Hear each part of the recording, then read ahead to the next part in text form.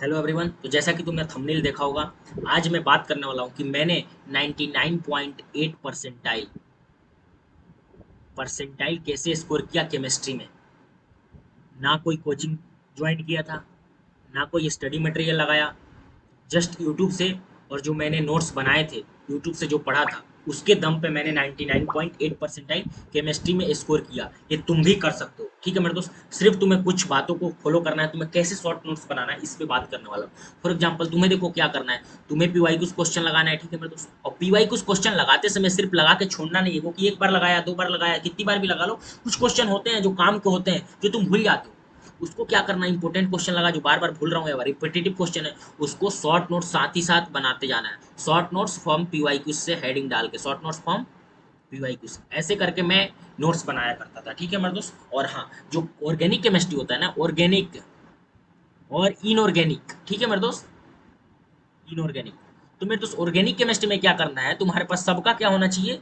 Organic chemistry में तुम्हारे पास जितने भी नेम रिएक्शन है, ऑक्सीडाइजिंग एजेंट है, रिड्यूसिंग एजेंट है, ये सब तुम्हें टिप्स पे याद होना चाहिए, एक जगह लिखा होना चाहिए। मैं मानता हूँ एक बार में याद नहीं हुआ, 2010 बार भी पढ़ लो याद नहीं होगा, लेकिन बार बार तुम एक ही चीज को देखोगे ना, 10 दिन 20 दिन पे ऐसे देखते जाओगे, एक जगह लिखा रहेगा, शॉर्ट नोट्स में दिया रहेगा, तो ही ये पॉसिबल है। तो ऐसे शॉर्ट नोट्स बनाना है, जैसे एल्कोहल फिनोल, ऐसे करके हर चैप्टर ऑर्गेनिक का तुम्हारे पास शॉर्ट नोट्स होना चाहिए। जैसे एल्कोहल फिनोल ईथर हो गया, एल्डिहाइड कीटोन कार्बोक्सिलिक एसिड हो गया, मीन्स हो गया नाइट्रोजन कंटेनिंग कंपाउंड होता है जो alkyl halides, hydrocarbon and GOC, इतने ही चैप्टर होते हैं ऑर्गेनिक केमिस्ट्री में। अब पॉलीमर बायोमोलिक्यूल मेरे दोस्त और केमिस्ट्री इन एवरीडे लाइफ, इसके लिए एनसीईआरटी सफिशिएंट है। और इस सब में ये चैप्टर को जो बोल रहा हूँ ना, एनसीईआरटी इच्छा होगा तो पढ़ना, नहीं तो मत पढ़ना, कि एनसीईआरटी पढ़ने से कोई ज्यादा बेनिफिट नहीं होगा, तुम्हें समझ में नहीं आती बातें, और हर कुछ इजी करके तुम्हारे टीचर ने जहां से भी पढ़ाया होगा, पढ़े होंगे तुम, वहां पे तुम्हें दे रखा होगा, वहां से तुम्हें शॉर्ट नोट्स बनाना है। जो टीचर ने लॉन्ग पीडीएफ दे रखा है ना, वहां से तुम्हें एक एक बात को नोट करना है पीवाई क्यूज में, अपने शॉर्ट नोट्स में, सॉरी, बहुत ज्यादा क्वेश्चन नहीं रखना है। ये क्वेश्चन यहाँ से फ्रेम होते हैं, ये मेरे शॉर्ट नोट्स में होना चाहिए। अब आगे तुम्हें समझ में आ जाएगा जो मैं अपना शॉर्ट नोट्स दिखाऊंगा कैसे बनाया था, ठीक है मेरे दोस्त। तो मेरे दोस्त ये क्या है, ऑर्गेनिक केमिस्ट्री 26 पेजेस में पूरे ऑर्गेनिक केमिस्ट्री कवर कर रहा था मैंने शॉर्ट नोट्स में, ठीक है। तो आगे अपन बढ़ते हैं कैसे मैंने किया था, ठीक है मेरे दोस्त। देखो, पहला chapter alcohol and phenol ether. तो देखो, एल्कोहल फिनोल ईथर में आरएक्स कंपाउंड है, 3 डिग्री 2 डिग्री है। तो देखो, H2O एंड H2 एसीटोन दोनों में कंफ्यूजन होता है ना, H2O दिया रहता है स्लेस H2 एसीटोन। तो ऐसे टाइम में क्या प्रोडक्ट बनेगा, अगर तुम्हें याद नहीं है, सिमिलर तरह के क्वेश्चन तुमने देखा होंगे अपने पीवाई क्यूज में, तो क्या तुमसे बनेगा, नहीं बनेगा। ये सब चीजें तुम्हारे नोट्स में लिखे होने चाहिए, ठीक है मेरे दोस्त। जैसे यहाँ पे R X 1 degree 2 degree 3 degree है, तो यहाँ पे वाटर प्लस के OH के साथ क्या बनता है, आरओएच बनेगा, तुम्हें मालूम होना चाहिए ना। और यहाँ पे भी ये चीज बन रहा है, तो इसके साथ एसिड निकल रहा है, तुम्हें मालूम नहीं है तो कंफ्यूज हो जाओगे। ऑप्शन ऐसा कंफ्यूजन दे रखा होगा, कुछ अलग बना रखा होगा, जो तुम टिक करके आ जाओगे, गलत आंसर टिक करोगे। अब तुम्हें मालूम होना चाहिए कि आरएक्स का रिएक्शन एक और सिल्वर नाइट्रेट के साथ एक्वस सॉल्यूशन में, और Ag2O के साथ एक्वस सॉल्यूशन में, ये दोनों का एक ही प्रोडक्ट मिलता है। ये तुम्हें अगर मालूम नहीं है तो क्या रिएक्शन कर पाओगे, नहीं कर पाओगे। तो ये तुम्हारे नोट्स में लिखे होने चाहिए मेरे दोस्त, यही बोल रहा हूँ, ऐसे ही करना है। अब तुम्हें मालूम हो कि OMDM क्या होता है, तभी तो OMDM और HBO में डिफ्रेंशिएट कर पाओगे। ये तो क्वेश्चन तुम्हारे सामने OMDM का आया है, तुम HBO लगा के आ रहे हो। तुम्हें मालूम होना चाहिए कहाँ पे रीअरेंजमेंट होता है, कहाँ पे नहीं होता, कहाँ पे सीन एडिशन होता है, कहाँ पे एंटी एडिशन होता है। अगर ये बातें तुम्हारे शॉर्ट नोट्स में नहीं है, तुम ऑफकोर्स भूल सकते हो ना, कंफ्यूजिंग है पूरा ऑर्गेनिक केमिस्ट्री। ठीक है, तो ऐसे हमने विथ इपोक्साइड के साथ क्या रिएक्शन होगा, विथ O2 के साथ क्या रिएक्शन होगा, ये सब यहाँ पे दिया गया है। ठीक है दोस्त, ऐसे रिएक्शन देखो कितना इंपॉर्टेंट रिएक्शन होता है। Reaction with PX3 PX5 and phosphorus plus iodine के साथ क्या रिएक्शन होता है, SN2 रिएक्शन फेवर करता है, ठीक है मेरे दोस्त। PX3 के साथ PCl3 PBr3 PI3 ऐसे दिया रहता है, ठीक है मेरे, यहाँ पे PCl5 PBr5 PI3 ऐसे ऐसे। तो ऐसे रिएक्शन तुम्हें मालूम होना चाहिए किसके साथ कैसा रिएक्शन होता है, एग्जाम्पल भी दे रखा है। देखो, ये रिएक्शन विथ SOCl2, अब SOCl2 के साथ ये रिएक्शन है, देखो कितना इंपॉर्टेंट है ये, देखो रिएक्शन विथ SOCl2। अब SOCl2 के साथ थायोनिल क्लोराइड कब बनता है मेरे दोस्त, और इन्वर्जन प्रोडक्ट कब बनता है, रिटेंशन प्रोडक्ट कब बनता है। अगर तुम्हें कंडीशन नहीं मालूम है कि SOCl के साथ पैराडिन बनता है, पैराडिन रखा है तो क्या प्रोडक्ट बनाना है, SOCl के साथ ईथर रखा है तो क्या प्रोडक्ट बनाना है, तुमसे ऐसे क्वेश्चन पूछे जाएंगे, गलती कर दोगे। तो ये सब चीजें तुम्हारे नोट्स में लिखे होने चाहिए, ऐसे नोट्स बनाना, ठीक है मेरे दोस्त। तो आई होप तुम्हें ऑर्गेनिक केमिस्ट्री की बात समझ में आ गई। यहाँ पर देखो मेरे दोस्त, फॉर्मेशन ऑफ फिनॉल, तो तुम्हें मालूम होना चाहिए फिनॉल को कैसे कैसे बनाया जा सकता है, ये सब यहाँ पे कवर है, ठीक है मेरे दोस्त। ऐसे शॉर्ट नोट्स होने चाहिए तुम्हारे में, मालूम होना चाहिए फ्राइस रीअरेंजमेंट क्या होता है, ठीक है। ऐसे चीजें तुम्हें मालूम होना चाहिए जो तुम्हारे काम के है, ठीक है मेरे दोस्त। तो शॉर्ट नोट्स खुद के बनाना है, ऐसा नहीं है कि शॉर्ट नोट्स को कॉपी मारना है, क्योंकि मेरे दोस्त ये शॉर्ट नोट्स क्या है, जेई मेन के लिए है। बात को नोट करो, मैं जेई मेन का स्प्रेड था, मैंने जेई का एग्जाम लिखा था, ठीक है मेरे दोस्त। और उसमें मेरे दोस्त मैंने 99.8 परसेंटाइल केमिस्ट्री में मारा था, यानी समझ जाओ 90 मार्क्स मेरे दोस्त, 100 में से 90 नंबर मेरे आए थे केमिस्ट्री में, ठीक है मेरे दोस्त।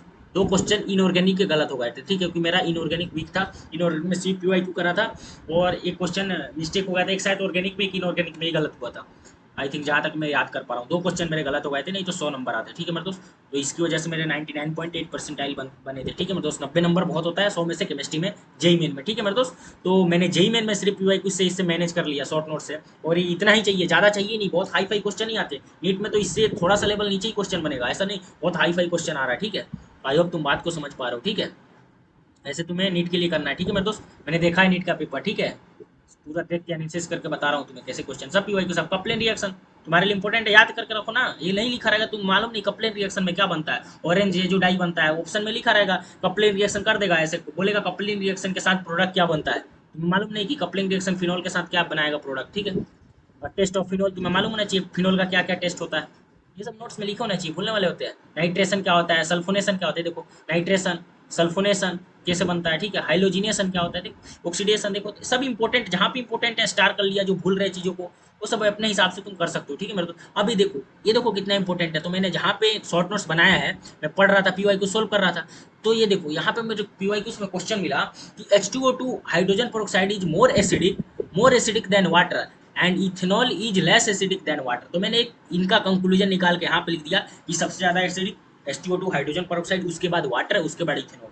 तो ये मुझे याद नहीं है, तो क्या मैं क्वेश्चन में कर पाऊंगा, नहीं कर पाऊंगा, एग्जाम में क्वेश्चन आए, ठीक है।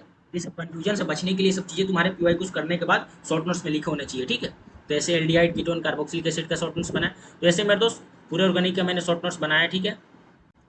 अब देखो मेरे दोस्त सबसे इंपॉर्टेंट चीज शॉर्ट नोट्स फ्रॉम PYQ, जो कि मैंने तुम्हें शुरू में बताया, PYQ क्वेश्चन कर रहे हो तो वहां से भी तुम्हें शॉर्ट नोट्स बनाना है। जैसे मैं PYQ क्वेश्चन लगा रहा हूँ, तो मुझे लगा अरे यार क्वेश्चन तुम मुझसे बन गया, ये नहीं बना, या फिर ये बनने के बाद हो सकता है मैं क्वेश्चन भूल जाऊंगी, बहुत ज्यादा इंपॉर्टेंट है, तो उसे कंक्लूजन निकाल के मैं अपने नोट्स में एक पॉइंट बना लिया, ठीक है। नोट्स में लिखा, फॉर एग्जाम्पल देखो यहाँ पे लिखा हुआ है, जैसे N2O and NO and CO and H2O are neutral oxide, तुम्हें मालूम चल गया ना कि ये चार न्यूट्रल ऑक्साइड है, कौन से, N2O NO and CO and H2O। तो तुम से क्वेश्चन दे देगा, और नाइट्रोजन के बहुत सारे कंपाउंड दे देगा, NO2O दे देगा, ऑप्शन में NO दे देगा, और N2O3 बोथ दे देगा, NO2 दे देगा, ऐसे करके पूछ सकता है कि इनमें से बताओ न्यूट्रल ऑक्साइड का कौन सा पेयर सही है।